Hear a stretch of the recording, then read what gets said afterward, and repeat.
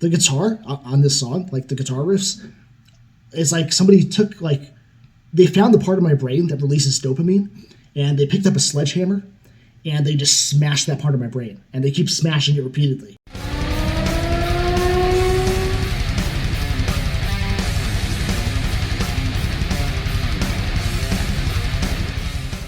I've been hearing a lot of good things about Bad Omens, and I didn't realize that this request was the same song I've been seeing suggested to me on YouTube for months. But I recognize the thumbnail. Now, I've heard 2 songs by this band before. I think one was called Just Pretend, and I forgot what the other one was. I have it on a playlist somewhere. But they were very chill. It was a cool vibe. Didn't really know a genre to call it, but it was good. But this is my first time properly sitting down and reacting to this band. The song and video for Dethrone. Never heard it. It was requested by KM Venom. And before we dive in, socials are down below. Just click the Linktree link in the description and follow me on all of the places. All the cool places. You know what they are. Twitter, TikTok, so on and so forth. Please subscribe. Give this video a like. Be sure to comment down below. Let's talk about it. And support me on Patreon if you want. Link down below as well. There's a tier on there that lets you make a song request and get a reaction to it right away. It's worth exploring if you're interested. Alright, Bad Omens, Dethrone, official music video. Let's go.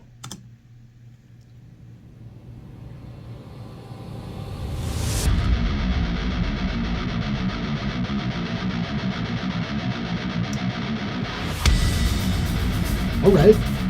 Starting out with Chuggery. Wasn't expecting that, but okay.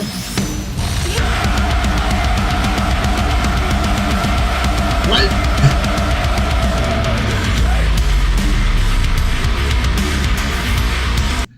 I gotta pause it. I got it. I know we're 20 seconds in. I was not expecting this. Bring the heaviness. I'm on board. I'm fucking sold already. But I thought that what is English? I thought that this band was a very diverse and varied band when it comes to the sound. People have said that, online. I've read stuff like that. Bad Omens, they bring a lot of different elements to the table. I was going in already kind of expecting that. But again, the last songs I heard by them, the only 2 that I've heard by them, were chill. They had a totally different vibe. This is purely aggression and guitar chuggery. And I'm glad that I wore the Bled hat for this reaction. I'm intrigued. Let's continue.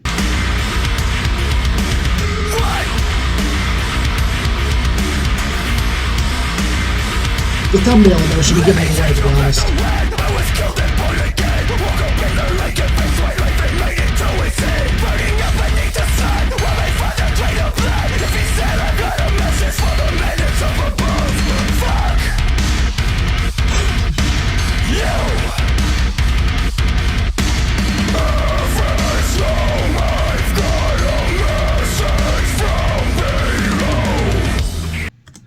I gotta say, this video is sick as hell too. Very well done. The quality is there, and it's weird, man. Weird aesthetic. I can't think of any other metal video that has had these visuals. It doesn't remind me of anything, and that's cool. It's always really cool to see something that has a super fresh aesthetic that plays with imagery that hasn't really been fully played with in metal. Because it's so easy to do something that's cliche, right? But this video is really holding my attention. So much that I have to make sure that I still focus on the music. And the music is insanely good so far. I think I'm going to become a Bad Omens fan. If they have this much range, they're already reminding me of Bring Me the Horizon, but if Bring Me the Horizon still did their pure savage deathcore. That's the range these guys are bringing to the table. Because the 2 songs I heard were nothing like this. They really weren't. It was clean singing, almost electronic beats in a way. Yeah, I'm at a loss for words. So let's get back to the real important thing in this video, the music.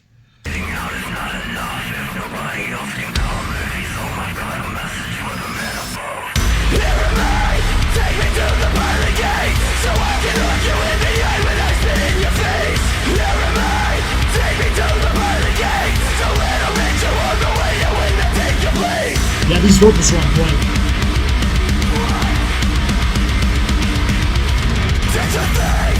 You could dig deep enough to bury me. It's over when I'm saying you're not getting guitar is my fucking happy place.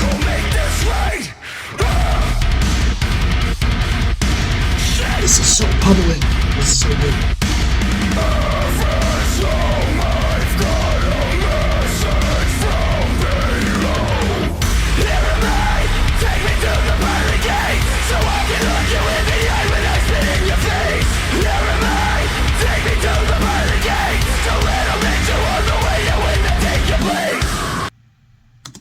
Okay, I have more to say, but I'm going to keep it brief. The guitar on this song, like the guitar riffs, is like somebody took, like, they found the part of my brain that releases dopamine, and they picked up a sledgehammer, and they just smashed that part of my brain, and they keep smashing it repeatedly, like in rhythm with the music, in harmony with the music, and that's what's happening, and I love it. Let's get back to it.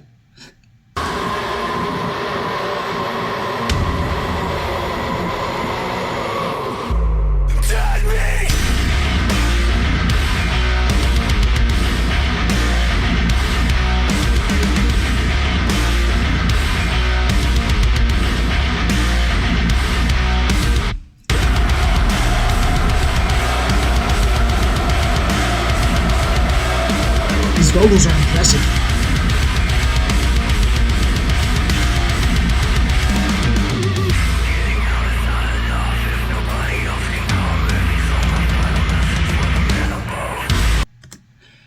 I like that part.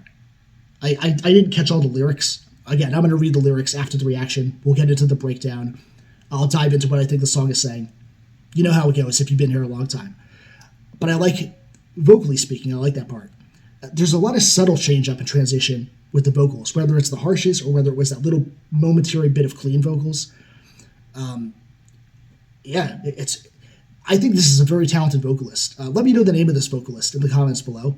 I got to find out the names of all of the band members here, because the vocals that I heard on the last two songs, like I almost feel like it's a different band, but I know that it isn't. So I'm again impressed. I'm very impressed. Let's continue. Take me to the pearly gate, so I can look you in the eye when I spit in your face. Take me to the pearly gate, so little bit you on the way to win and take your place. I'm trying to sing while I'm going to the so I can look you in the eye when I spit in your face. Take me to the pearly gate, so little bit you on the way to win and take your place. So sick.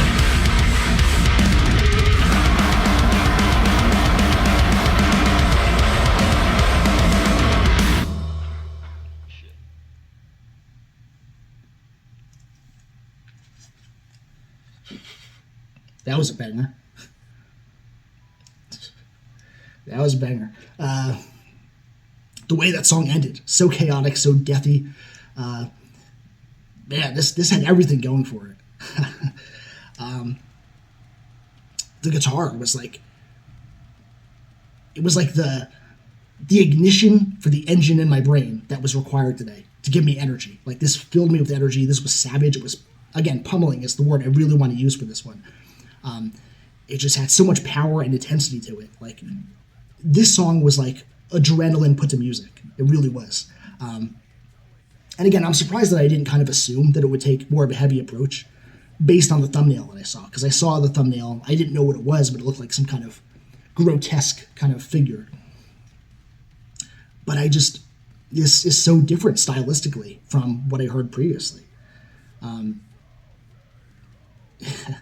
And maybe this band has like an even more broad range to explore than even I know about, which of course is why you guys have to put your request in the comments, because this was the only request that I had for Bad Omens, as far as I know. So if you guys want to add to that, you really should, because I want to explore more by this band. But musically, this was so intense. Like, I almost wish that I had like the proper nomenclature to really discuss the specifics of the instrumentation. But all I can do is just talk about what my ears appreciated, and they appreciated every minute of this.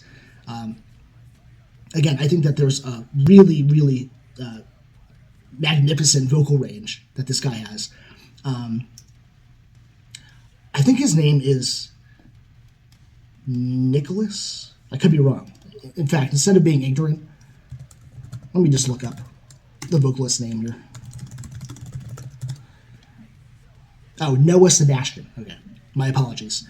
Yo, shout out to Noah because you are one talented dude. Like, seriously. Very, very well done.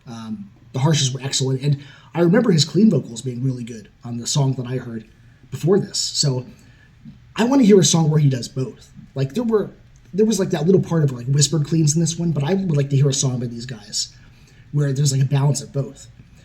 But as far as this one is concerned, I do want to say that I appreciate that the chorus itself was done with harsh vocals. That's cool. Genre-wise, I don't really know what to call these guys. Like, metalcore? They even have a little bit of like a deathcore element. And I don't think, at the end of the day, genre is really important for this band. I think this band kind of defies genre. And that's very promising. I think that we're getting so many more bands that are doing that. And I think that's a sign that metal is evolving and developing in a way that is just pushing itself out of any box or label that you can slap on it. It's just turning into this amorphous thing that is exploring like every aspect of what's sonically possible. And that's really, really a good sign for the future. And that's a large part of why there's so much good metal coming out now. So musically, I'll keep it short in terms of discussing the music, but I really liked it. It was the absolute guarantee within like the first 30 seconds of the song. Absolutely guaranteed. I knew right then in my head that I would be listening to more from these guys. So full credit for that. Like, that's really awesome. Let's see what they're talking about here. Let's read the lyrics. Let me take you back to when I was killed and born again, woke up in the light, convinced my life had made it to its end. Burning up beneath the sun while my father drained of blood. If he's there, I've got a message from the man that's up above. Fuck you. If he's home, I've got a message from below. Getting out is not enough if nobody else can come. If he's home, I've got a message for the man above. And this chorus, I really dug this part. Here am I, take me to the pearly gates, so I can look you in the eye when I spit in your face. Here am I, take me to the pearly gates. Don't let him hit you on the way out when I take your place. Did you think you could dig deep enough to bury me? It's over when I say, and you're not getting rid of me. So walk into my fire or step into my light. Either way, it's going to burn if you don't make this right. Yeah, and then the other lyrics repeat. Here's my take on this. I'm going to sum it up in a straightforward way, and then I'll dig a bit deeper. But here's my initial impression after reading these lyrics. So, do you ever get to the point where you feel beaten down in an almost divine way? Like the universe itself is out to crush you between its teeth? This, to me, is a person who's been beaten down beyond reason, who had pretty much felt dead despite making it out alive and pushing onward.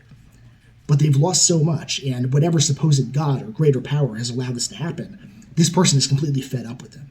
Like, 110% done. And he's taking the approach of, oddly, this part is in line with much of what I believe, but he's kind of saying, I'm taking the fucking throne. I'm rising up and taking everything that I deserve. And anyone or anything that tries to hold him back, divine or almighty or otherwise, he has nothing but rage toward them. He'll spit in their face and knock them off the throne, because after all he's been through, it's time for him to be on top. And speaking as someone who once lost everything and then had to fight his way up from rock bottom, I can strongly relate to that. And more than that, I can relate to the overall philosophy of it. Of knowing what you're worth and knowing that instead of bowing and scraping and suffering, you should get what you deserve and what you're worth. And also, that kind of integrity deserves respect. You know, they say respect has to be earned, and I agree, but the blood and sweat and tears of struggling through the darkest parts of life, if that's not earning it, I don't know what the hell is. It's like, people that demand respect in this kind of way, they don't think they're owed anything.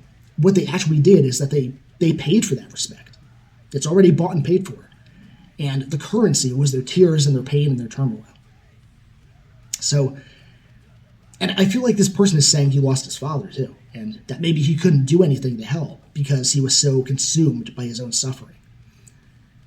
And the opening line, by the way, I appreciate the irony because he says, Let me take you back to when I was killed and born again.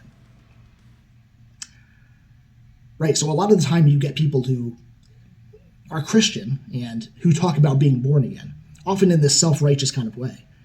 But he's saying that he's been born again in more of a transcendental kind of way. There is a transformation there and an evolution of the spirit that's happened. And he came out the other side with a stronger resolve. It's born again in the sense that you're taken to your absolute lowest point, that moment that'll either make or break you, and you choose not to be broken.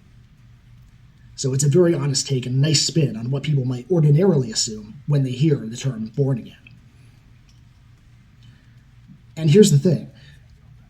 People think they're not allowed to make a comeback. They really do.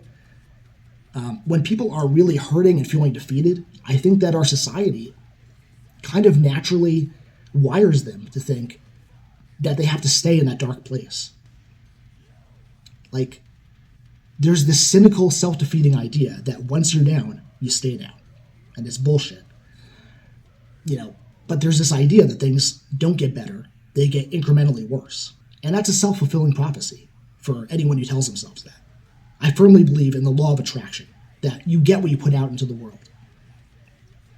So if you envision yourself fighting back and overcoming all the shit that life is throwing your way, you very likely will, sooner or later, make a comeback. Unless there are intervening people or forces that are basically cutting you off at the knees. But it's like if you have one opening, one fighting chance, and you have the will to seize that window and jump through it, you're going to benefit from it. So a lot of it is about mentality, and this song also is very much about mentality. It's how his worldview has been altered and how his impression of himself has changed. That right there is the fundamental catalyst for change and growth. So, very cool. And people need to hear this message because I don't know if you've noticed, but if you've been heavily on social media, especially Twitter or TikTok, there's almost like this masochistic embracing of pain and issues. Like, especially with Gen Z, I'm seeing this. People who are actually proudly labeling themselves by whatever mental issues they're dealing with. As if it's a personality trait. As if it's something to be celebrated instead of something to be corrected or healed. And I think that's a coping mechanism that people have adopted, because I think that life is actually even harder for them than it ever was for my generation. So to a degree, I understand that. But that embracing and that placement of value upon the very pain that's holding you back, in the long run, that's going to massively hurt you. It will. Sometimes it feels easy to give up the fight. It comes as a relief, despite the pain. It comes as a relief to lay down and let that train run you over. And then to own it and to wear it on your sleeve is a defense mechanism. It's a way of having, this might sound weird, but to my understanding, it's almost a way of having Stockholm syndrome in this weird scenario where your pain has captured you and you're beginning to sympathize and fall in love with the pain.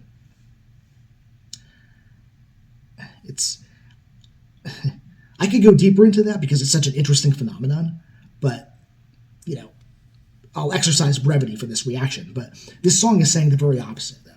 Like, pain is the enemy, and anyone who holds you down and tries to make you fall short of your full potential, they have to be dethroned so that you can take the seat for yourself. You have to be the master over your own subjective reality, the god of your own subjective universe. And if that's the message that this song is driving home, I agree with it 100%. So really cool, well done lyrically, and this is a beast of a song. I'm really digging it, guys. So I want to hear more Bad Omens. Please leave a request below, or if you want to explore the Patreon option, there's a certain tier on there, tier 4. If you make a request, that speeds up the process, and you can get a reaction to it right away. So if you want to guarantee that it happens, Patreon is your best bet. That'll be linked below in the description once again. Again, if you enjoyed this video, give it a like. Comment down below whether you agree with me, disagree with me. Let's get a dialogue going. Let's talk about it.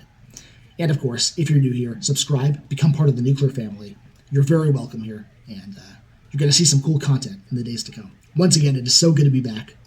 Take care of yourselves. Take care of each other.